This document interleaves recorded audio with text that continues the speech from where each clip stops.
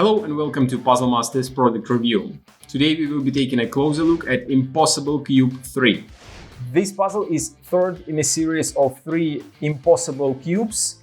All of them are made by Benno boxes. Each cube is different, it has completely different solution, and the difficulty level of each cube is different. This is the most difficult one. The difficulty level of this cube is 10 out of 10 on a Puzzle Masters difficulty scale that runs from 5 to 10. And the object of the puzzle is to take it apart and to assemble it again. This puzzle has 6 parts.